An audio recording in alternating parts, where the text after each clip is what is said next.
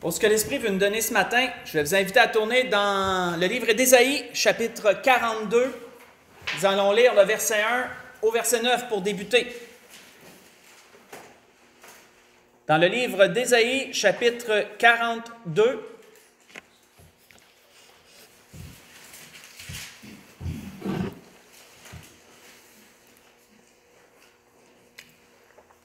on va lire du verset 1 au verset 9.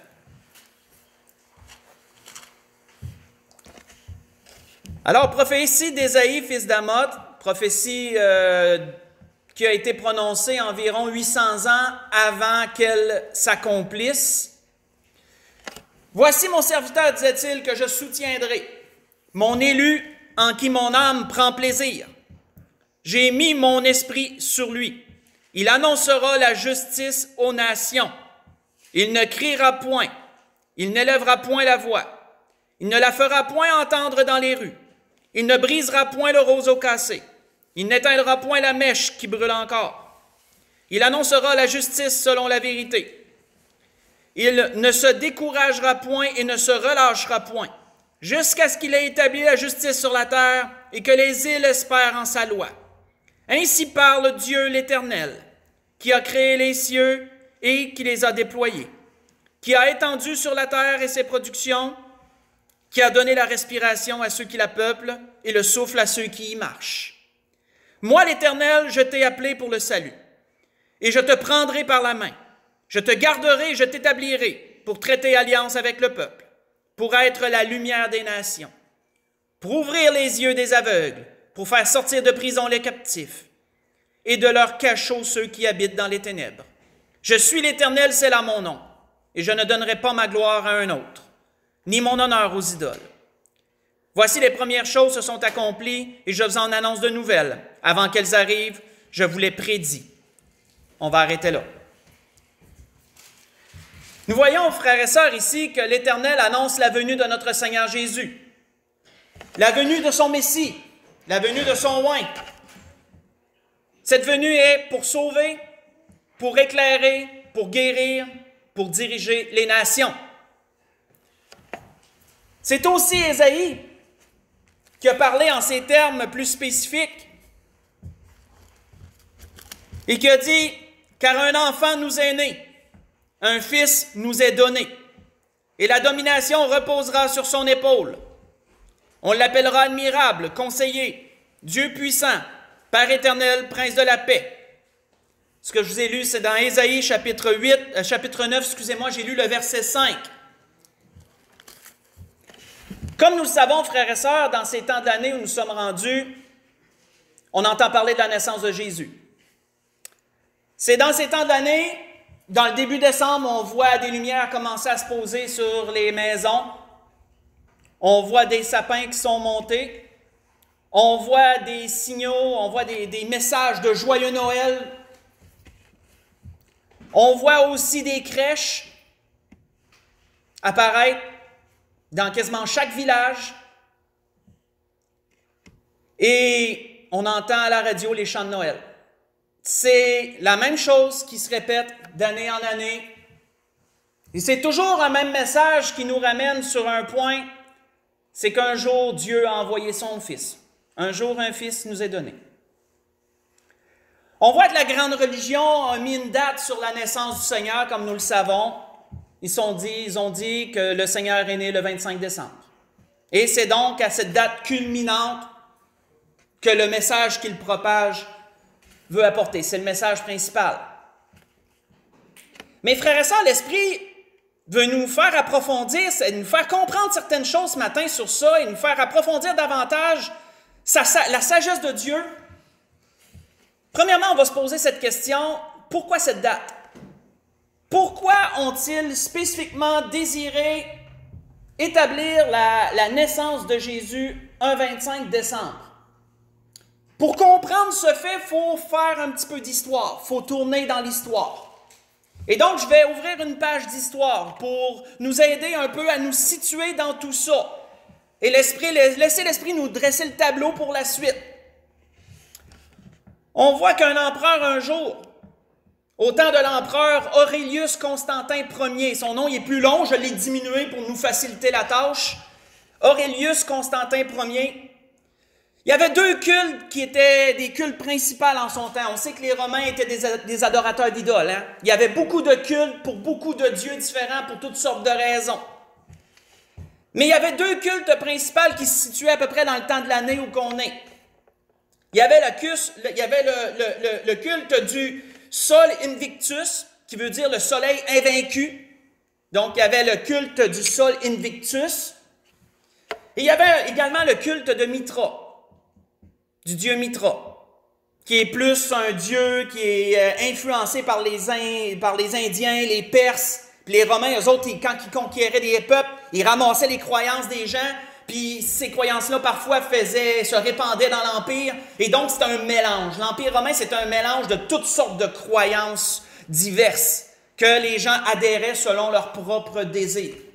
Donc, en ce temps de l'année, il y avait ces deux cultes principaux idolâtres qui étaient à ce temps-là, le Sol Invictus et le culte de Mitra. On voit que Constantin, dans le début de son règne, qui a commencé en l'an 272 après Jésus-Christ, dans le début de son règne, 2 ans après, lui, il décide de consolider tout ça. Il trouve ça mêlant, je ne peux pas vous dire pourquoi, mais lui, il décide de faciliter les choses et de réunir ses cultes un peu dans un même temps, à une même date. On voit qu'il décide que le 25 décembre sera la date de la naissance de Mitra, d'un dieu qui a rapport avec le soleil, entre autres. Il décide que le 25 décembre sera la naissance de Mitra et que c'est dans ce même temps qu'on va célébrer également le Sol Invictus. Pourquoi? Parce que ça la donnait bien dans ce temps-là, selon les calendriers, selon les fêtes qu'ils avaient. Il y avait les Saturnales qui étaient une semaine avant le 25 décembre. Et donc, pour lui, il était logique qu'après les Saturnales, on établisse cette date-là pour la naissance du dieu Mitra. Et le Sol Invictus à travers ça et tout. Ça l'accommodait tout le monde, donc ça a été un succès. Sa réforme a été un succès en ce sens. On voit qu'à l'entour de 1912, pas 1912, excusez-moi, 312, un peu plus tard dans le temps de son règne toujours, il y a eu une grande guerre contre un autre peuple. On voit que Constantin, il y a eu une guerre, cette guerre s'appelait la bataille du pont Milvius. Et il nous est dit, selon les archives, que dans la nuit qui a précédé cette bataille, il a vu un signe, il y a eu un songe.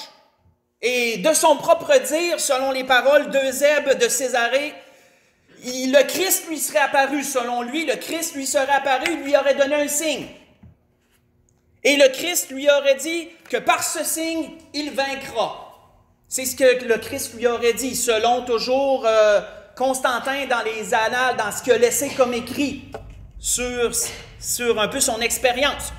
Le signe, je ne pourrais pas vous dire. Il y en a qui parlent, j'ai lu différentes choses, donc c'est pour ça que j'ai juste resté sur un signe.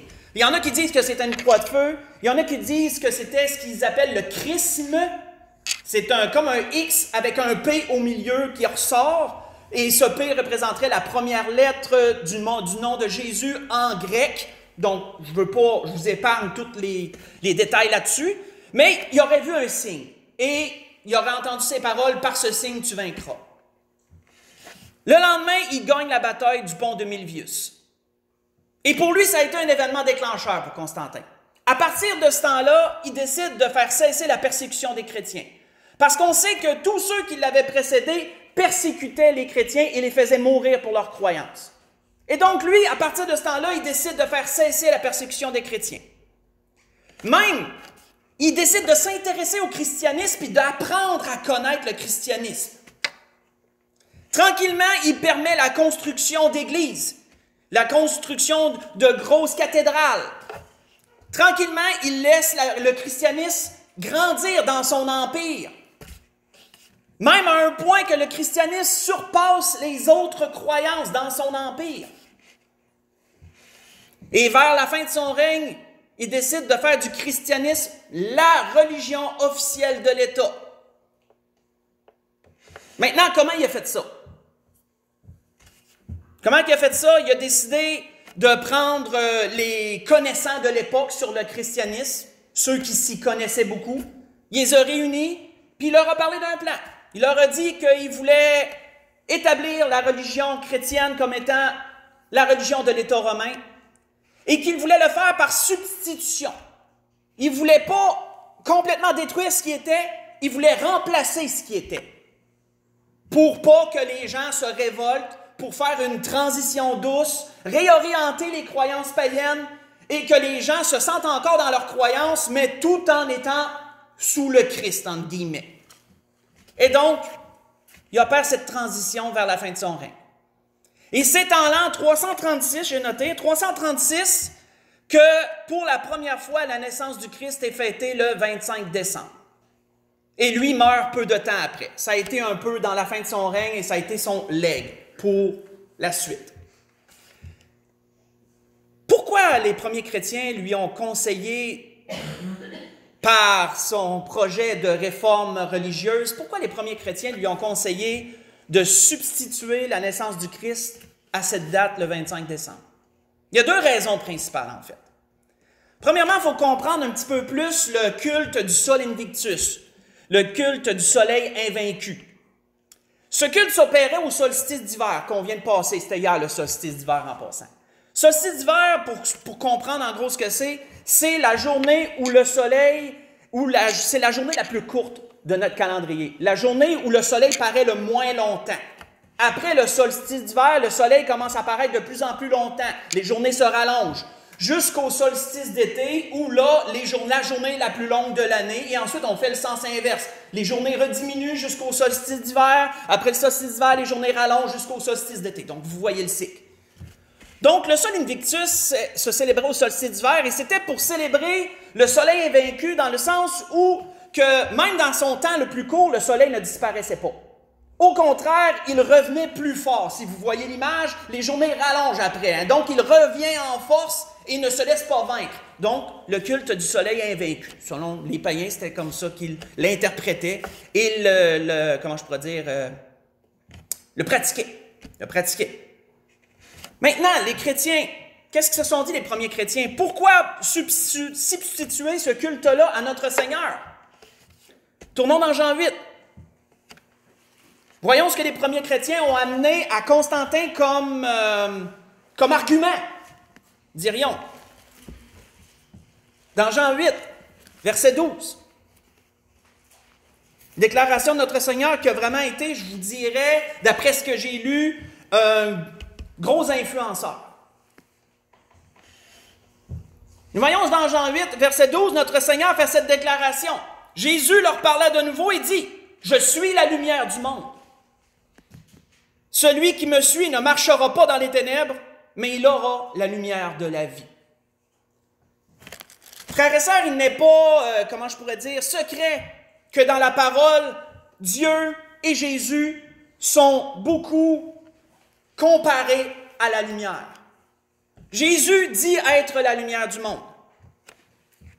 Nous voyons que dans Ésaïe, dans ses prophéties, voici ce qu'il disait à propos de la naissance du Seigneur, à propos de sa venue. Ésaïe disait, « Mais les ténèbres ne régneront pas toujours. Sur la terre où il y a maintenant des angoisses, si les temps passés ont couvert d'opprobre le pays de Zabulon et de Nephtali, les temps à venir couvriront de gloire la contrée voisine de la mer au-delà du Jourdain, le territoire des païens. Le peuple qui marchait dans les ténèbres voit une grande lumière. Et sur ceux qui habitaient dans l'ombre de la mort, une lumière resplendit, a-t-il dit. » Dans Ésaïe chapitre 8, verset 23 et Ésaïe chapitre 9, verset 1. Vous voyez ça. On peut voir également dans Jean 1, pas besoin d'y tourner, mais dans Jean 1, qu'est-ce qu'il nous est dit? On connaît bien ces paroles. Dans Jean 1, il nous est dit, au commencement était la parole de Dieu, et la parole était Dieu. Elle était au commencement avec Dieu, toutes choses ont été faites par elle, et rien de ce qui a été fait n'a été fait sans elle. Elle était la vie, et la vie était la lumière des hommes. La lumière, lui, dans les ténèbres, et les ténèbres ne l'ont point reçue.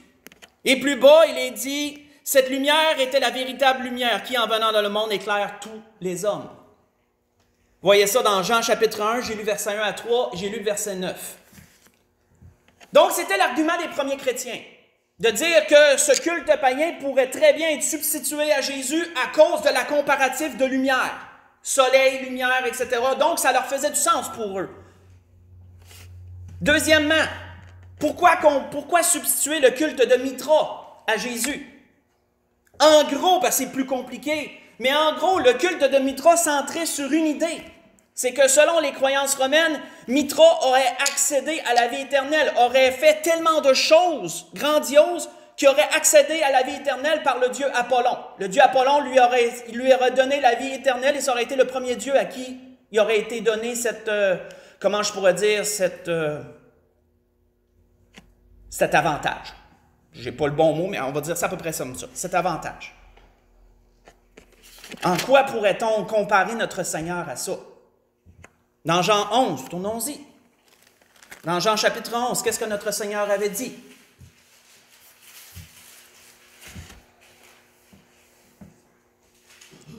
Jean chapitre 11, verset 21 au verset 27.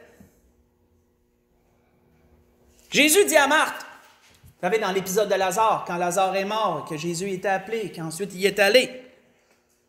Quand Jésus est arrivé, Marthe dit à Jésus au verset 21, « Seigneur, si tu avais été ici, mon frère ne serait pas mort.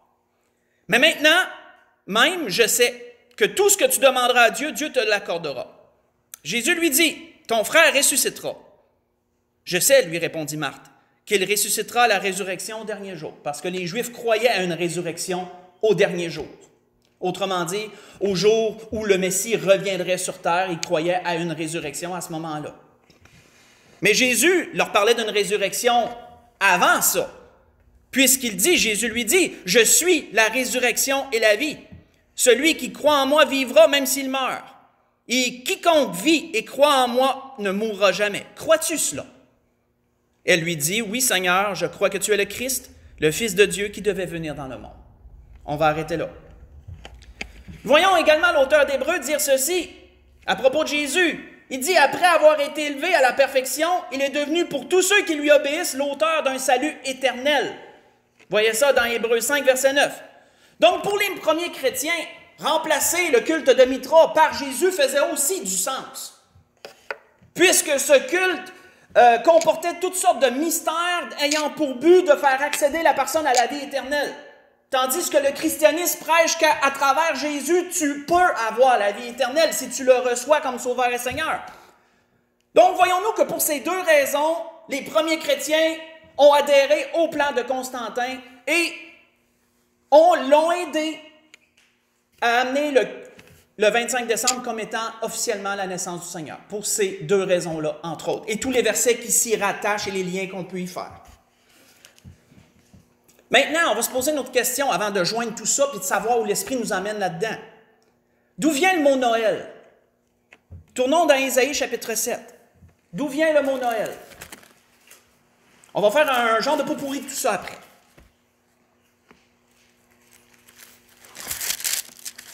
Ésaïe chapitre 7. D'où vient le mot Noël?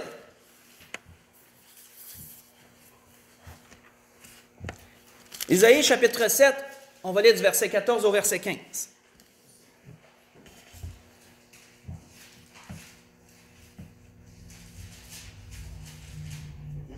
Encore dans les prophéties d'Isaïe, il est dit au verset 14, « C'est pourquoi le Seigneur lui-même vous donnera un signe.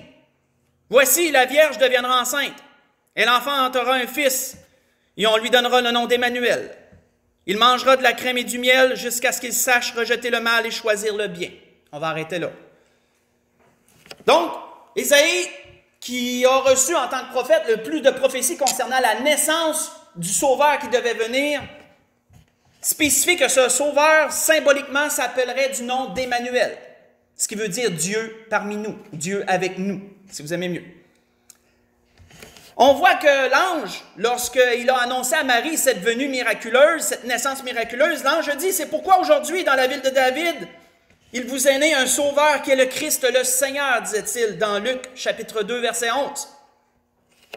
Le mot Noël tire son origine de l'expression latine, je l'ai noté, dies natalis, qui veut dire jour de naissance. Dies natalis, qui veut dire jour de naissance. Son origine phonétique vient de deux mots, ou de deux pensées. Premièrement, ça vient du mot natalis, donc Enna, et ensuite ça vient du mot Emmanuel, et qui, on pourrait dire, vient de la racine El. Parce que dans l'ancien hébreu, El veut dire Dieu. C'est pourquoi dans l'Ancien Testament, vous voyez souvent des noms de Dieu comme El Shaddai, El Eloham, etc. Parce que Dieu ci, Dieu ça, pour démontrer des différentes caractéristiques de Dieu. Emmanuel veut dire Dieu avec nous. Elle veut dire Dieu. Donc, on peut voir que, premièrement, Noël est venu de ces deux pensées, de ces deux mots. Anciennement, Noël se prononçait Naël et non Noël. Ça se prononçait Naël. Mais phonétiquement, avec le temps, ça s'est transformé pour Noël. Donc, c'est devenu ça avec le temps et c'est le mot Noël qu'on connaît aujourd'hui. Un mot qui nous dit quoi dans sa pensée? Noël nous dit « Il est né pour vous, Emmanuel ». En gros, c'est ce que ça veut dire.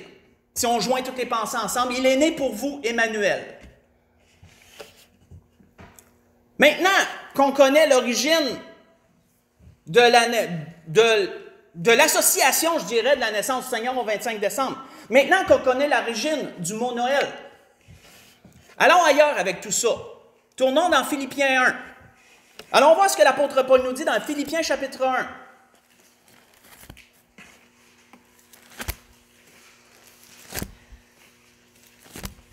On a compris les deux origines. Maintenant, allons voir ce que l'apôtre Paul disait sur une portion de sa vie. Quelle était sa logique, sa stratégie, je dirais, à lui?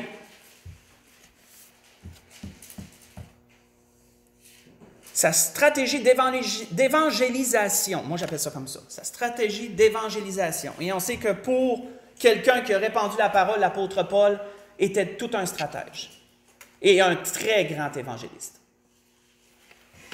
L'apôtre Paul disait aux Philippiens, dans le chapitre 1, à partir du verset 12 jusqu'au verset 18, et je vous mets dans le contexte, à ce moment-là, quand l'apôtre Paul écrit ça aux Philippiens, il est en prison. Il est en prison à Rome, il était emprisonné à Rome. Et il écrit cela de sa geôle, de sa prison, il écrit ses lettres à différentes églises et dont la lettre aux Philippiens.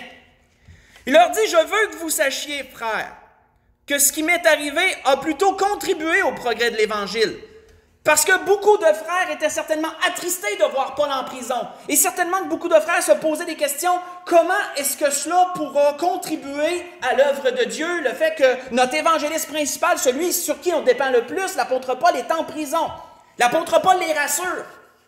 Grande confiance et grande foi en Dieu, l'apôtre Paul. Il les rassure et il leur dit, je vous le dis, ce qui m'est arrivé va plutôt contribuer au progrès. Ça ne freinera pas, ça va même aider l'Évangile. En effet, dit-il, dans tout le prétoire et partout ailleurs, nul n'ignore que c'est pour Christ que je suis dans les liens. Dans le prétoire, on sait que c'est un endroit pour les Romains. C'est un endroit, c'est comme un peu, comment je pourrais dire, un portique. C'est un endroit où les Romains passaient. On sait que Jésus a passé dans cet endroit-là aussi dans le prétoire, lorsqu'il a été jugé. Et il dit, parmi comment je pourrais dire, ceux qui passent là, parmi les gens qui œuvrent là, il n'y a personne qui ne sait pas que c'est pour Christ. Tout le monde le sait que c'est pour Christ que je cite. J'ai touché des gens, autrement dit, qui n'auraient jamais entendu parler de lui en d'autres circonstances à cause que je suis emprisonné. Il dit, nul n'ignore que c'est pour Christ que je suis dans les liens. Et la plupart des frères dans le Seigneur, encouragés par mes liens, ont plus d'assurance pour annoncer sans crainte la parole. Il y en a que de voir Paul en prison comme ça ne les a pas démoralisés. Au contraire, ça leur a donné un coup de fouet. Puis ils se sont dit, hey, à l'œuvre, il y en a un qui souffre pour nous autres, il y en a un qui souffre pour le Seigneur, à l'œuvre, on ne se le relâche pas. Donc il dit, ça a même contribué là, à ragaillardir certains. Ensuite, il dit, quelques-uns, il est vrai, prêchent Christ par envie et par esprit de dispute. Il dit, pas tout le monde qui a des bons motifs autour de lui. C'est pas tout le monde qui a eu des bons motifs pour prêcher Christ. Ils n'ont pas tous prêché Christ parce qu'ils aimaient profondément le Seigneur et qu'ils voulaient absolument que le nom du Seigneur se répande. Il dit, mais d'autres prêchent Christ avec des dispositions bienveillantes. Donc, oui, il y a des gens qui prêchent Christ pour les bonnes raisons, mais je le sais qu'il y en a qui le prêchent pour les mauvaises raisons.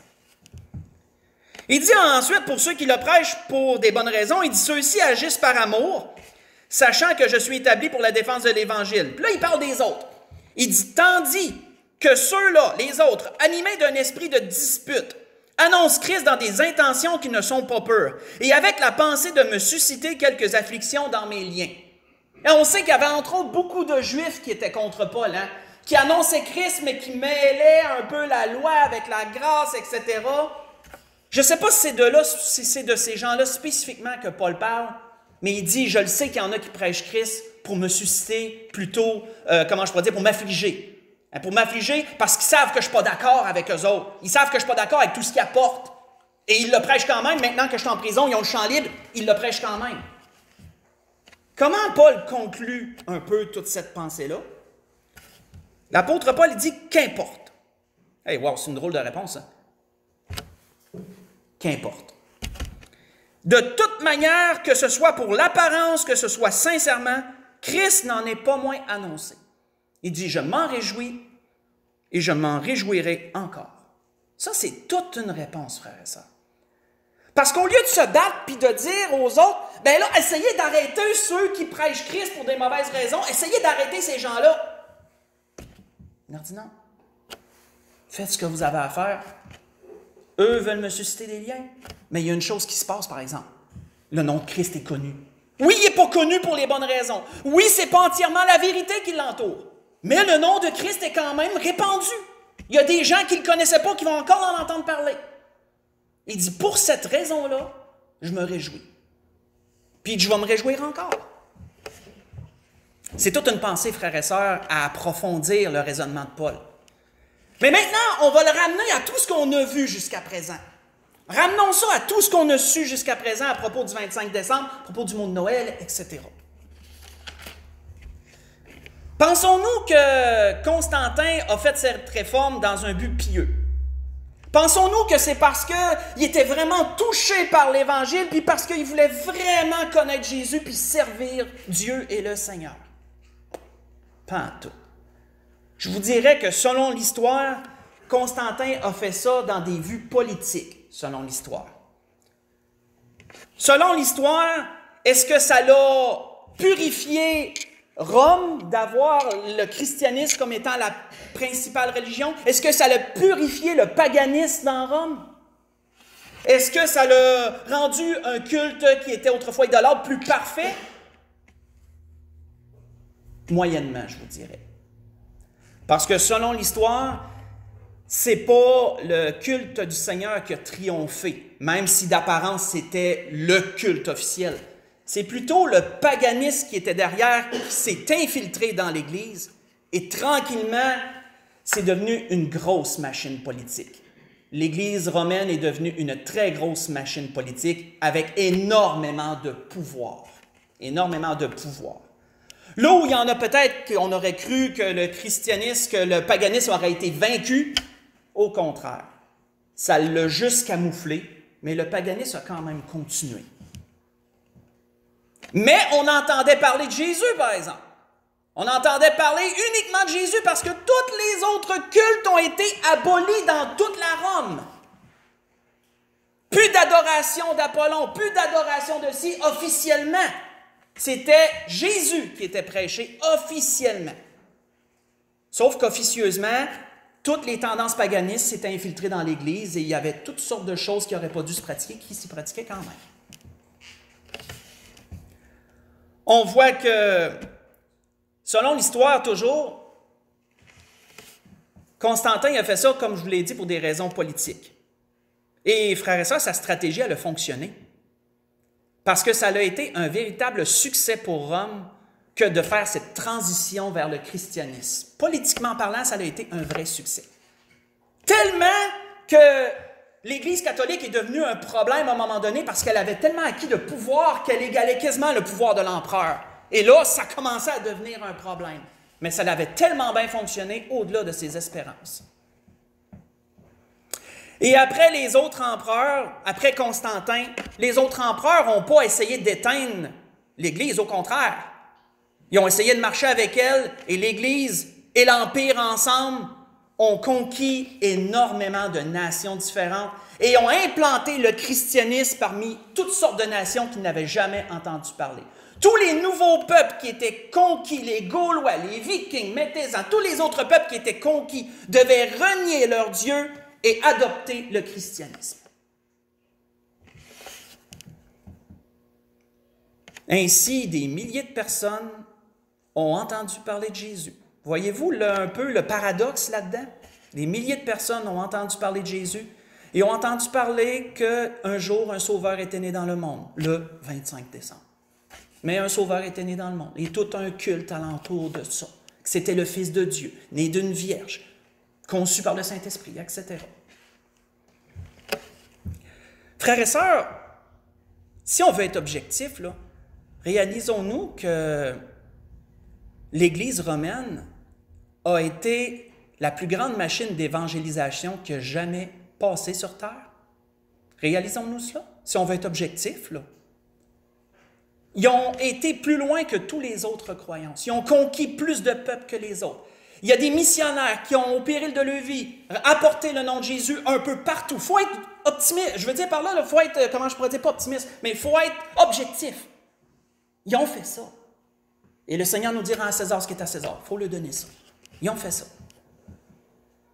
Si au Canada, on a des racines chrétiennes, c'est grâce à l'Église romaine. On ne peut pas leur enlever ça. Parce que si, les plus âgés, vous pouvez le dire, si vous avez entendu parler de Jésus un jour, c'est parce que vous étiez catholique. Pratiquant ou non pratiquant, vous avez entendu parler qu'un 25 décembre, le Fils de Dieu est né. Il faut être objectif. Ça vient de l'Église romaine, ça. Donc, voyez-vous, il y a un paradoxe dans tout ça. Il y a un paradoxe assez spécial dans tout ça. Tout ça à cause de la décision politique d'un empereur romain dans les années 300 après Jésus-Christ. Tout ça.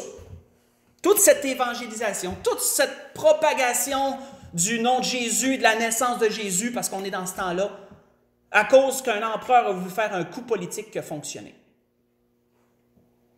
Vous savez, Paul avait raison de dire aux Philippiens ce qu'il a dit à la fin. On va le relire parce que c'est intéressant. Qu'est-ce qu'il a dit à la fin aux Philippiens? Le dernier verset qu'on a lu. À propos de ceux qui prêchaient Christ par envie, etc., et non pour des bonnes dispositions. Qu'est-ce que l'apôtre Paul a dit? Il a dit, qu'importe, de toute manière, que ce soit pour l'apparence ou que ce soit sincère, Christ n'en est pas moins annoncé. Il dit, je m'en réjouirai, et je m'en réjouis encore. Je m'en réjouis encore et je m'en réjouirai, disait-il. L'apôtre Paul, quand il a évangélisé Athènes, qu'est-ce qu'il a fait, l'apôtre Paul, quand il a été évangélisé la ville d'Athènes? Pas besoin d'y tourner. Je vous fais le lien en gros. Qu'est-ce qu'il a fait? La Bible nous dit qu'il était irrité à la vue de toutes les idoles qui étaient là à Athènes. On sait que les Grecs, comme les Romains, étaient des adorateurs de beaucoup de différents dieux. Et donc, l'apôtre Paul, quand il était là et qu'il a vu tous ces dieux, il en était irrité. Mais il a remarqué quelque chose, par exemple. Et pour lui, ça a été un peu un point de départ pour essayer de toucher les Athéniens. Lorsqu'il s'est rendu à l'aréopage, là où tout le monde se réunissait pour entendre les nouvelles, etc., et qu'il a commencé à parler de Jésus, comment a-t-il fait un pont avec les Athéniens pour les rejoindre, pour essayer de toucher leur cœur? Qu'est-ce qu'il a fait? L'apôtre Paul, debout au milieu de l'aréopage, dit « Hommes Athéniens, je vous trouve à tout égard extrêmement religieux. » Non, on le sait, s'il leur aurait dit « Je vous trouve à tout égard extrêmement païen et idolâtre », mais il aurait fermé toutes les portes en partant.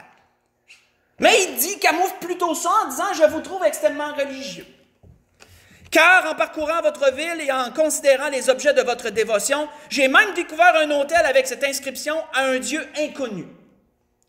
Ce que vous révérez sans le connaître, c'est ce que je vous annonce. Voyez-vous que l'apôtre Paul, en établissant une stratégie d'évangélisation, il a vu un jour cet autel-là qui n'était pas dédié à aucun Dieu, ou à un Dieu plutôt qu'on ne connaît pas. On ne sait pas s'il y avait des pratiques idolâtres qui entouraient ce Dieu inconnu, on ne le sait pas, la Bible ne le dit pas.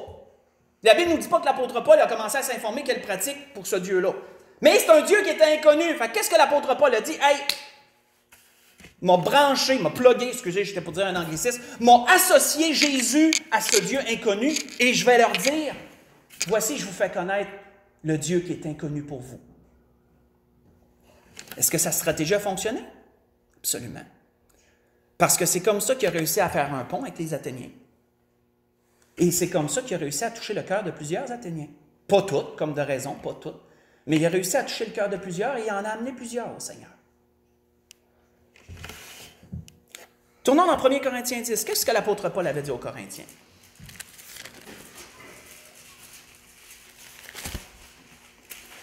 Un peu une réflexion en même temps que l'Esprit veut nous amener ce matin, si vous voyez ce que je veux dire. Qu'est-ce que l'apôtre Paul avait dit aux Corinthiens?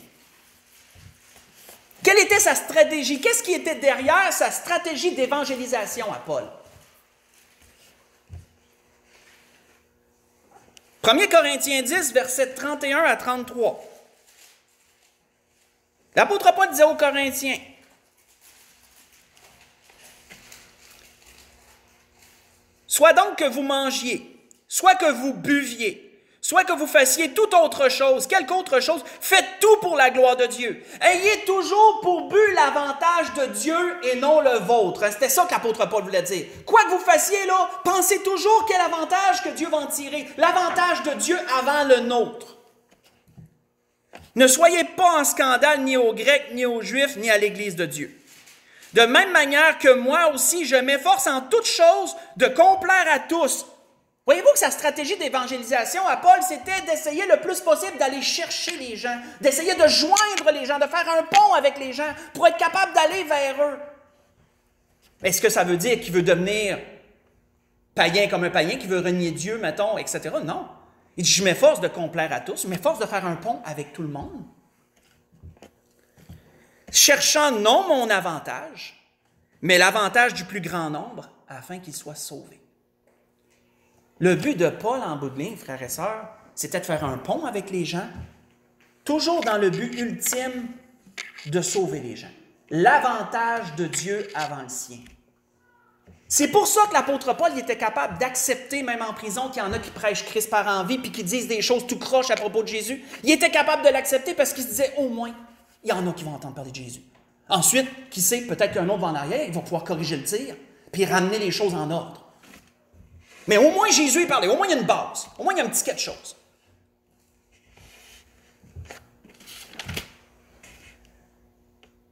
Frères et sœurs, peut-être qu'on ne le réalise pas, mais ce qui s'est mis en place il y a longtemps,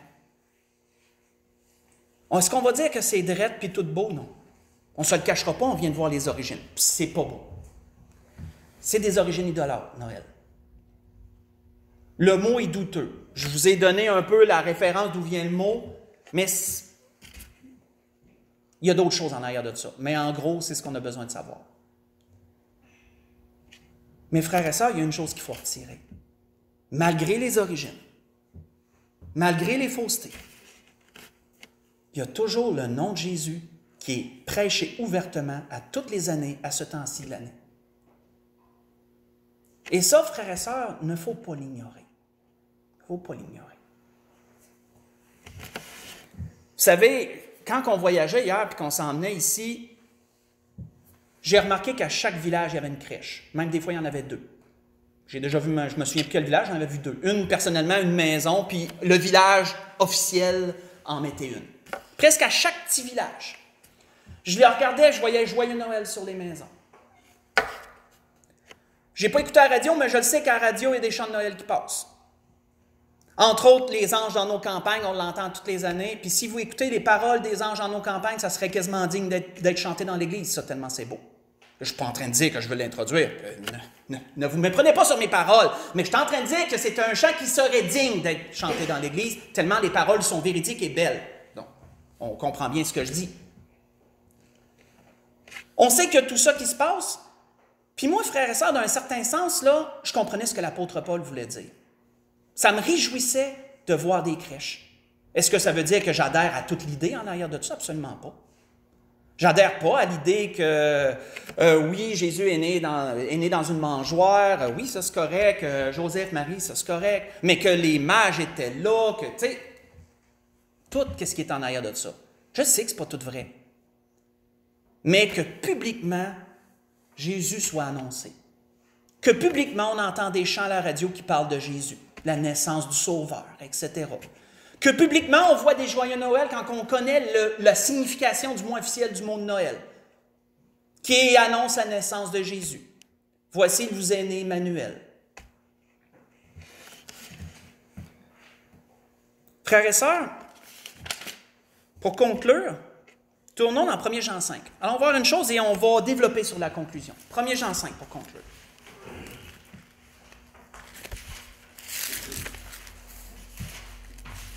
1 Jean 5.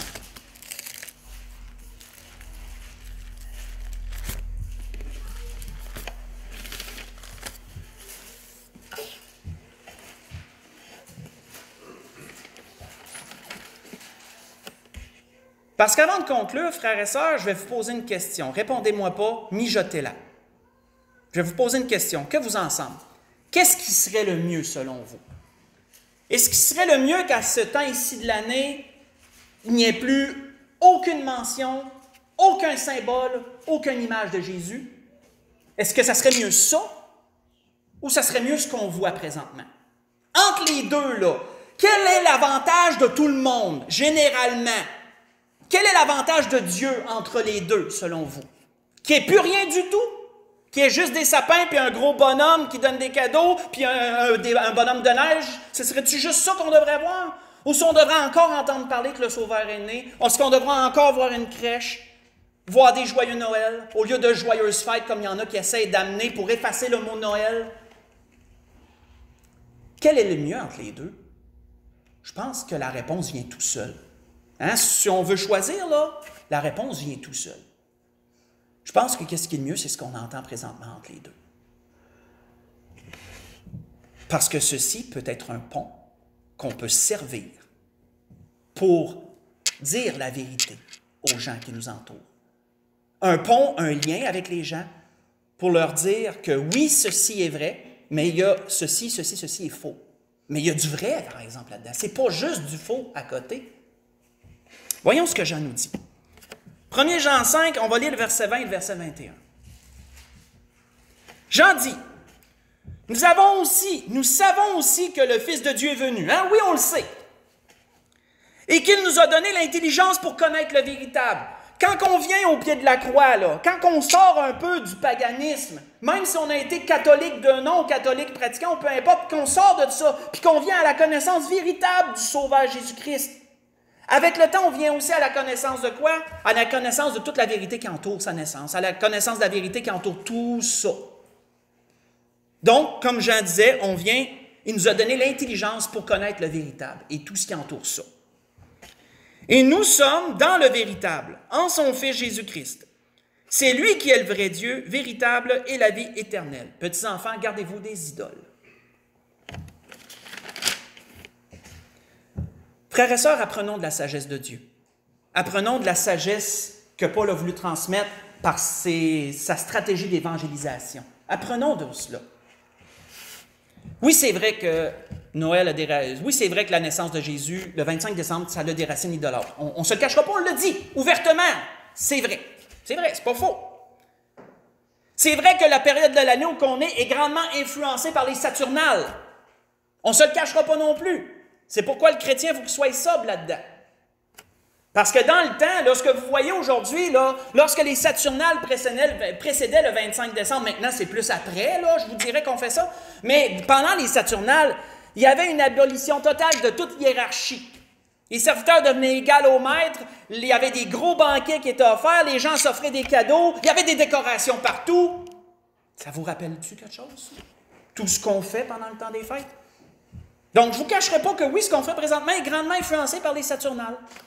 On ne se le cachera pas, c'est vrai. Sauf que, est-ce qu'il faut dire pour autant que la générosité, l'hospitalité est rendue une chose mauvaise parce qu'il faisait ça pendant les Saturnales? Il faut se poser des questions. Est-ce que c'est mal d'offrir un cadeau parce qu'il faisait ça pendant les Saturnales? Il faut se poser des questions. Pas nécessairement. Absolument pas. C'est pas parce que ça se faisait dans ce temps-là que c'est mal de le faire. Il faut faire attention. Mais revenons surtout au 25 décembre et à la naissance de Jésus. Revenons surtout là-dessus. Oui, c'est vrai que ça a des origines païennes.